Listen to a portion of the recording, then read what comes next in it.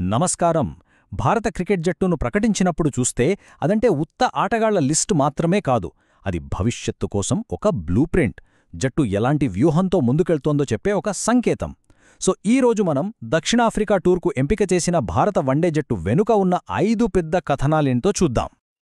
అందుకే మనకొక ప్రశ్న వస్తుంది, ఈ సెలక్షన్స్ కేవలం ఈ సిరీస్ కోసమేనా, లేకపోతే రాబోయే వరల్డ్ కప్ వైపు వేస్తున్న మొదటి అడుగా?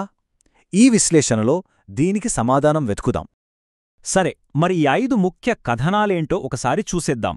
జైస్వాల్కు దక్కిన golden chance, Rishabh Pant comeback వెనక ఉన్న సందిగ్ధత, ఆల్రౌండర్ల విషయంలో ఉన్న కన్ఫ్యూజన్, లీడర్షిప్ పజిల్ను ఎలా సాల్వ్ చేస్తున్నారు, మరి ఇవన్నీ వరల్డ్ కప్కు ఎలా దారితీస్తాయో కూడా చర్చిద్దాం. సరే, ఇక మొదటి కథనంలోకి వెళ్దాం. యశస్వి జైస్వాల్. ఇతని సెలక్షన్ చాలా కాలంగా ఎదురుచూస్తున్న ఒక మూమెంట్ ఇది. తన టాలెంట్తో అందర్నీ ఆకట్టుకున్న టీంలో ప్లేస్ కోసం మాత్రం చాలా వెయిట్ చేయాల్సి వచ్చింది.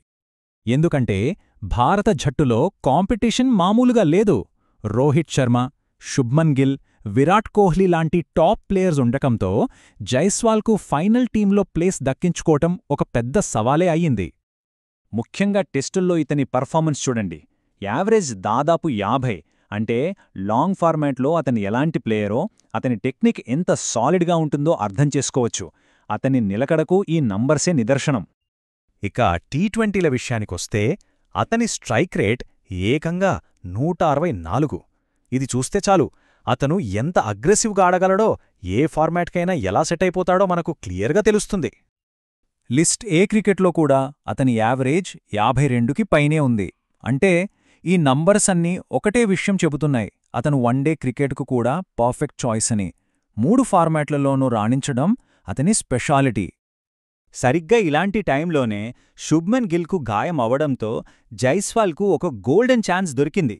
ఇప్పుడు రాబోయే 3 వన్డేలు అతని కెరియర్కు చాలా చాలా ఇంపార్టెంట్. ఈ అవకాశాన్ని అతను ఎలా వాడుకుంటాడో చూడాలి. ఇక రెండో కథనం, రిషబ్ పంత్ కంబ్యాక్. ఆ భయంకరమైన యాక్సిడెంట్ తర్వాత అతను మళ్లీ జట్టులోకి రావడం మన అందరికీ చాలా సంతోషాన్నిచ్చే విషయం. కానీ అతని దారి అంతా ఈజీ కాదు, ఎన్నో కొత్త ఛాలెంజెస్ ఎదురుచూస్తున్నాయి. యాక్సిడెంట్కు ముందు పంత్ వన్డేలో ఎలాంటి ఫామ్లో ఉన్నాడో చూడండి. 2021-22లో అతని యావరేజ్ 33 నుంచి ఆల్మోస్ట్ 45కి పెరిగింది. అతనిలాంటి ఇంపాక్ట్ ప్లేయర్ను, మ్యాచ్ను టర్న్ చేయగల ఎబిలిటీని జట్టు ఎంత మిస్ అయిందో ఈ నంబర్సే చెబుతున్నాయి. అయితే అతను తిరిగి రాగానే ఆ పాత స్థానం అలానే ఉంటుందనుకుంటే పొరపాటే. గాయం వల్ల ఖాళీ అయిన నంబర్ 4 స్పాట్ కోసం ఇప్పుడు ధ్రువ్ జురెల్, తిలక్ వర్మ, రుతురాజ్ గైక్వాడ్ ఇలా చాలామంది పోటీలో ఉన్నారు. సో పంత్ తన స్థానాన్ని మళ్లీ సంపాదించుకోవాలంటే కష్టపడాల్సిందే. ఓకే, ఇక నెక్స్ట్ టాపిక్, టీమ్ బ్యాలెన్స్. ముఖ్యంగా ఆల్రౌండర్ల విషయంలో జట్టు ముందు 2 పెద్ద ప్రశ్నలున్నాయి. ఇవి టీమ్ స్ట్రాటజీని చాలా ప్రభావితం చేస్తాయి. మొదటిది, అసలు అక్షర్ పటేల్ ఎక్కడా? గాయం నుంచి కోలుకున్నా అతనికి జట్టులో చోటు దక్కలేదు. స్పిన్ను బాగా ఆడగలడు, బౌలింగ్లోనూ యూస్ఫుల్, మరి ఎందుకు సెలెక్ట్ చేయలేదనేది ఒక మిస్టరీ. ఇక రెండో ప్రశ్న, హార్దిక్ పాండ్యాకు బ్యాకప్ ఎవరు? ముఖ్యంగా సౌత్ ఆఫ్రికా లాంటి పిచ్ల మీద వరల్డ్ కప్ను దృష్టిలో పెట్టుకుంటే 10 ఓవర్లు వేయగల ఒక ఫాస్ట్ బౌలింగ్ ఆల్రౌండర్ ఉండటం చాలా అవసరం. నితీష్ కుమార్ రెడ్డి మంచి టాలెంటెడ్ ప్లేయరే, కాదన్లేం. కానీ హయ్యెస్ట్ లెవెల్లో అతని బౌలింగ్ ఎక్స్పీరియన్స్ చూస్తే చాలా తక్కువ.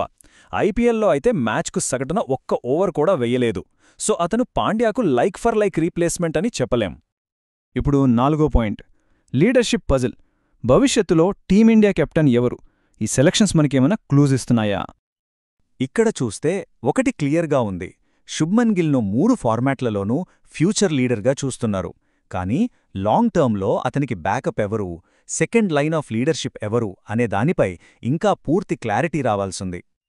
చివరగా ఈ పాయింట్స్ అన్నీ కలిపితే మనకు ఒక పెద్ద పిక్చర్ కనిపిస్తుంది. ఈ సెలెక్షన్స్ కేవలం ఈ ఒక్క సిరీస్ కోసం చేసినవి కాదు, రాబోయే వరల్డ్ కప్ను మైండ్లో పెట్టుకుని తీసుకున్న నిర్ణయాలివి. అంటే ఈ జట్టు ఎంపిక అనేది ఒక 2 ఏళ్ల జర్నీలో ఫస్ట్ స్టెప్ అన్నమాట. ప్రతి ప్లేయర్ పర్ఫార్మెన్స్, ప్రతి స్ట్రాటజీ అన్నీ కూడా ఆ ఫైనల్ గోల్ అంటే నెక్స్ట్ వరల్డ్ కప్ వైపే సాగుతున్నాయి. కొత్త కుర్రాళ్ళు, తిరిగి వచ్చిన స్టార్లు, ఇంకా సమాధానం దొరకని కొన్ని ప్రశ్నలు, వీటన్నిటి మధ్య ఇండియా నెక్స్ట్ గ్రేట్ టీంను తయారు చేయడంలో ఇది మొదటి అడుగు అవుతుందా? ఆలోచించాల్సిన విషయం కదా.